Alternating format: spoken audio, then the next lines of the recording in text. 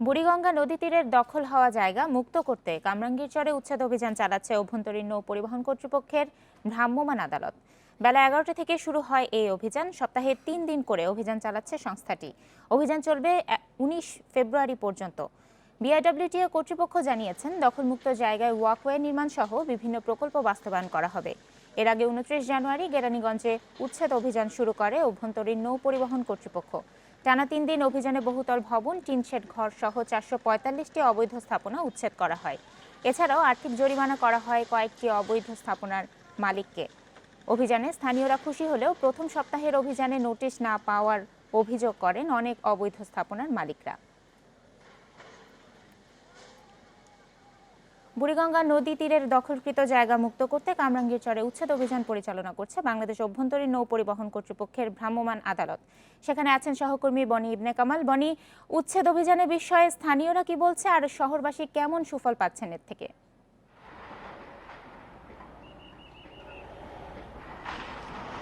টানা চতুর্থ দিনের মতো আসলে এবার আজকে বিআইডব্লিউটি এর ভ্রাম্যমাণ আদালত অভিযান পরিচালনা করছেন। এখানে আমরা আছি কামরাঙ্গীরচরে আমরা যদি আপনাকে এখন দেখাতে চাই বর্তমান পরিস্থিতিটা।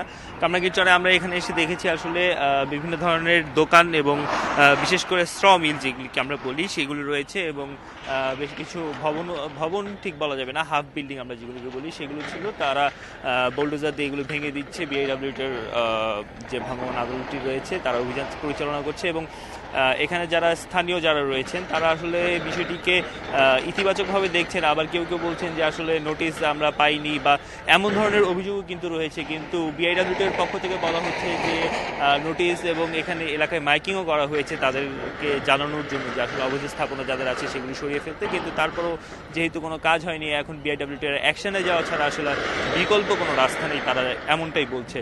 বিআইডব্লিউটি এর ঊর্ধ্বতন কর্মকর্তাদের সাথে আমাদের কথা হয়েছিল, তারা আমাদেরকে যেটা বলছেন যে মন্ত্রণালয়ের অনুমতি সাপেক্ষে আসলে তারা এই ধরনের অভিযান পরিচালনা করছেন, এবং বুড়িগঙ্গা সহ দেশের সব নদীকে বাঁচাতে যে প্রকল্পগুলো হাতে নেওয়া হয়েছে সেই প্রকল্পগুলোকে বাস্তবায়নের জন্যই আসলে এই অভিযান পরিচালনা করা হচ্ছে। এই যে নদী দখল হয়েছে, যারা নদী দখল করেছে, এই অবৈধ স্থাপনাগুলো উচ্ছেদের পর 50 কিলোমিটার ওয়াকওয়ে নির্মাণ করা হবে, যার প্রকল্প ইতিমধ্যে পাশ হয়ে গেছে, এবং বেশ কিছু জায়গায় কিন্তু উচ্ছেদ অভিযানের পর যে নির্দিষ্ট সীমা সেখানে পিলার করে দেওয়া হচ্ছে। আপনি জানেন যে আসলে একটি নিয়ম আছে যে নদীর তীরবর্তী 50 থেকে 100 ফিটের ভিতরে আসলে কোনো ধরনের স্থাপনা করা যাবে না, এমনটি নিয়ম থাকলেও এই জিনিসগুলোকে উপেক্ষা করে প্রভাবশালীরা এখানে বহুতল ভবন তৈরি করছেন এবং ব্যবসা প্রতিষ্ঠান করছেন। এইসব ব্যবসা প্রতিষ্ঠানের ফলে তারা এক ধরনের যেমন সরকারকে ফাঁকি দিচ্ছে, তেমনিভাবে এখানে নদী দূষণের ক্ষেত্রেও তারা এক ধরনের ভূমিকা রাখছে। আমি যদি আপনাকে বলি, এখানে যে ধরনের শ মিল রয়েছে বা যে প্রতিষ্ঠানগুলো রয়েছে সেই প্রতিষ্ঠানগুলো কিন্তু আসলে যে বর্জ্যটা সেটা কিন্তু কোনো ধরনের পরিশোধন ছাড়াই সরাসরি নদীতে ফেলা হচ্ছে। অর্থাৎ শুধুমাত্র যে নদী দখল করে তারা এখানে স্থাপনা করেছে, ব্যবসা করছে তাই না, নদীকে দূষণের পিছনেও তাদের এক ধরনের ভূমিকা রয়েছে। এখানকার সর্বশেষ পরিস্থিতিটা এমন। চট্টগ্রামে কর্ণফুলীর পাড় দখলমুক্ত করতে দ্বিতীয় দিনের মতো অভিযান চলছে। সকাল 9টায় নগরীর সদরঘাট এলাকায় 2 জন নির্বাহী ম্যাজিস্ট্রেটের নেতৃত্বে শুরু হয় এই উচ্ছেদ কার্যক্রম। অভিযানের সময় দখলদারদের যে কোনো ধরনের অপতৎপরতা রুখতে মাঠে রয়েছে সিটি কর্পোরেশন, সিডিএ, বন্দর কর্তৃপক্ষ ও আইনশৃঙ্খলা বাহিনীর সদস্যরা। কর্মকর্তারা জানান, সোমবার থেকে শুরু হওয়া এই অভিযান শেষ করার কোনো নির্দিষ্ট সময়সীমা নেই। দখলমুক্ত না হওয়া পর্যন্ত এই কার্যক্রম চলবে। কর্ণফুলীর মোহনা থেকে প্রায় 10 কিলোমিটার এলাকা জুড়ে 3 ধাপে চলবে অভিযান। 2016 সালের 16 আগস্ট কর্ণফুলীর 2 তীরে অবৈধ দখল উচ্ছেদে সংশ্লিষ্ট কর্তৃপক্ষকে 90 দিনের সময় বেঁধে দেয় হাইকোর্ট। ফার্স্ট ফেজে আমাদের টার্গেট হচ্ছে 5 নম্বর জেটি থেকে বারেক বিল্ডিং পর্যন্ত। এখানে প্রায় 10 একর জায়গা রয়েছে, প্রায় 200টির মতো অবৈধ স্থাপনা রয়েছে। আগামী বৃহস্পতিবারের মধ্যে সম্পন্ন করার চেষ্টা রয়েছে, এবং আমরা আশাবাদী কাজের যে অগ্রগতি এর মধ্যে আমরা এই কাজগুলো সম্পন্ন করতে পারব। নদী দখলের সার্বিক চিত্র ও নদীটির দখলমুক্ত করতে প্রশাসনের তৎপরতা নিয়ে জানাতে এখন চট্টগ্রাম ও বরিশাল থেকে যোগ দিচ্ছেন সহকর্মীরা। শুরুতেই যাব চট্টগ্রামে। সেখানে কর্ণফুলীর পাড়ে উচ্ছেদ অভিযানের সাথে আছেন সহকর্মী নাসরিন জাহান। নাসরিন, আজ কোন এলাকায় অভিযান চলছে এবং প্রশাসনকে অভিযান চালাতে গিয়ে কোনো বাধার মুখে পড়তে হচ্ছে কিনা? আর আরেকটি প্রশ্ন আপনার কাছে জানতে চাইবো, সেটি হচ্ছে 2016 সালে আগস্টে হাইকোর্ট সময় 90 দিনের সময় বেঁধে দিয়েছিল নদী তীরকে দখলমুক্ত করতে। তারপরও এখনো নদী তীরে কেন অবৈধ স্থাপনা রয়েছে সে বিষয়ে প্রশাসন কি বলছে? 2016 সালের 16 আগস্ট যে নির্দেশনাটি ছিল 90 দিনের যে সময়সীমা, সেই সময়সীমার মধ্যে যে কাজটি তারা করতে পারেননি, সেজন্য জেলা প্রশাসক বারবার বলছিলেন যে এই অবৈধ স্থাপনা উচ্ছেদে তাদের যে পরিমাণ অর্থ দরকার সে অর্থ তারা ছাড় করতে পারেননি এবং অর্থ তারা পাননি বলেই মূলত এই উচ্ছেদ অভিযান শুরু করতে পারেননি। এই কাজের জন্য 1,20,00,000 টাকার প্রয়োজন ছিল এবং এবার যখন ভূমিমন্ত্রী এসে তাকে বলেছিলেন যে কাজ শুরু করতে এবং ভূমি মন্ত্রণালয় থেকে সে অর্থ খুব দ্রুতই ছাড় করা হবে, তখনই মূলত এই উদ্যোগ শুরু হয়। সবাইকে নিয়ে জেলা প্রশাসক বসেন এবং সব পক্ষের সাথে কথা বলে গতকাল থেকেই এই উচ্ছেদ অবৈধ স্থাপনা উচ্ছেদের কাজ শুরু হয়। তো গতকালকে আমরা যেটি দেখেছি, সকাল থেকে সন্ধ্যা পর্যন্ত সদরঘাট থেকে মূলত প্রথম ধাপের যে কাজ সদরঘাট থেকে বারেক বিল্ডিং এর, গতকালকে 1 কিলোমিটার কিন্তু তারা জায়গা জুড়ে যে অবৈধ স্থাপনা ছিল সেগুলো সবগুলি সরাতে পেরেছেন এবং সেখানে 50টির মতো অবৈধ স্থাপনা ঘুরিয়ে দেওয়া হয়েছে বলে আমাদেরকে নির্বাহী যে ম্যাজিস্ট্রেট রয়েছেন তারা আমাদেরকে জানিয়েছেন। তো আজকেও আমরা দেখেছি সকাল 9টা থেকে শুরু হয়েছে।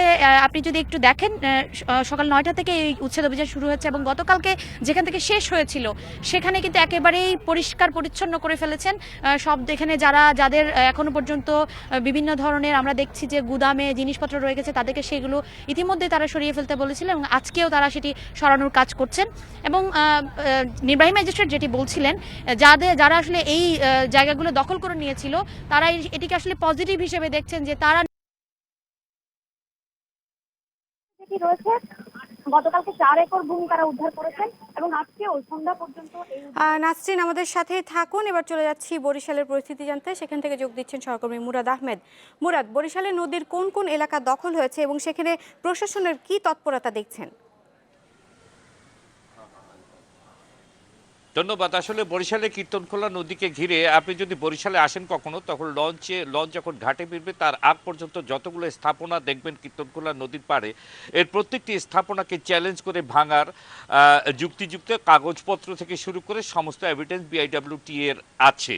এইটুকু কাগজপত্রে বলা যায় 1963 সালের সেটেলমেন্ট অনুযায়ী বিআইডব্লিউটিকে বরাদ্দ দেওয়া হয় 60 একর 66 একর জমি, কিন্তু সেখানে বিআইডব্লিউটি 30 বছর পর জেলা প্রশাসন থেকে 30.66 একর জমি তারা কাগজপত্রে বুঝে পায়, কিন্তু বাস্তবতা আজ পর্যন্ত বুঝিয়ে দেওয়া হয়নি। পোর্ট অফিসার যেটি বলেছেন যে আসলে কত জমি তারা পেয়েছেন এখন পর্যন্ত তাদের হিসেব নেই।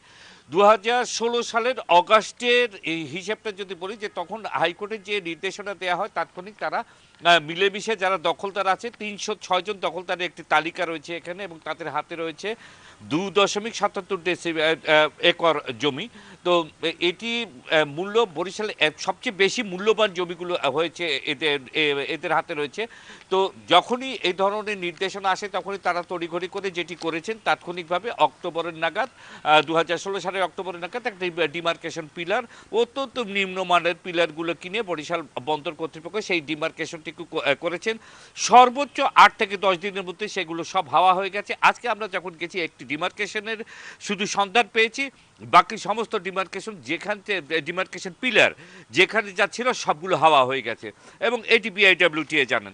আজকে যখন আমরা প্রশ্ন করেছিলাম বন্দর কর্মকর্তাকে যে আসলে এই অবৈধ স্থাপনাগুলো 306টি অবৈধ স্থাপনা, যার 211টিকে স্পষ্টভাবে হাইকোর্ট বলে দিয়েছিলেন যে এই 211টি স্থাপনা উচ্ছেদ করে তাদেরকে নোটিশ দিতে হবে। তো আমরা জানি না পরবর্তীতে তারা কি দিয়েছেন, তবে তারা এই 211টি অবৈধ স্থাপনাকে দেখিয়ে তারা সেখানে পিলার গেড়েছিলেন। আজকে যখন জিজ্ঞেস করলাম উচ্ছেদ অভিযানের ব্যাপারে তাদের বক্তব্য কি, তারা যেটি বলেছেন সেটি হচ্ছে যে আসলে ডিমার্কেশন পিলারগুলো সব ভেঙে গেছে বা ওরা নষ্ট করে দিয়েছে, তো আবার নতুন করে ডিমার্কেশন করতে হবে এবং আবার নতুন করে তালিকা তৈরি করতে হবে। অর্থাৎ বিলম্ব এবং নিরাপদ দূরত্ব থেকে নিজস্ব নেগোসিয়েশনে এই ধরনের দূরত্ব হচ্ছে এবং এই ধরনের বিলম্ব নেগোসিয়েশনের মাধ্যমে হচ্ছে যে অভিযোগটি বাইরে রয়েছে দৃশ্যত এবং কার্যত সেটি সামনে চলে আসছে। আমরা কোনো ক্রমেই বরিশালের যারা বন্দর কর্তৃপক্ষকে রয়েছে তাদেরকে আজ পর্যন্ত কীর্তনখোলাকে দখলমুক্ত করতে আন্তরিক হতে দেখিনি, এবং যার ফলে যেটি হয়েছে যে ৩০৬ জন যে তালিকাভুক্ত ডিপার্টমেন্টালি তালিকাভুক্ত দখলদার ছিল এবং হাইকোর্টের নির্দেশনায় ২১১ জন যে স্পষ্টত চিহ্নিত দখলদার ছিল তারা তো রয়ে গেছেই, নিত্য নতুন দখলদারের সংখ্যা বাড়ছে। অনেক অভিযোগ রয়েছে বিআইডব্লিউটি এর বরিশাল বন্দরের যারা সংশ্লিষ্ট রয়েছেন তাদের সাথে নেগোসিয়েশন করে মসজিদ থেকে শুরু করে অবৈধ জায়গার উপর মসজিদ থেকে শুরু করে মার্কেট পর্যন্ত, এবং আমরা আজকে যেটা দেখেছি যে ৭তলা ৮তলা ভবন পর্যন্ত তারা তৈরি করেছেন। কোনো অধিকার তাদের এখানটায় নেই স্পষ্টত বলা যায়। এখন বিআইডব্লিউটিএকে তারা ভবিষ্যৎ অভিযান সম্পর্কে তারা যেটি বলেছেন সেটি বলেছেন যে না, কোনো ক্রমে অভিযান এখন চালানো সম্ভব না, ডিমার্কেশন হবে তারপর অভিযানের কথা ভেবে এবং বলা যাবে। এই হচ্ছে বরিশালের নদী দখল এবং উচ্ছেদ প্রক্রিয়ার সর্বশেষ তথ্য।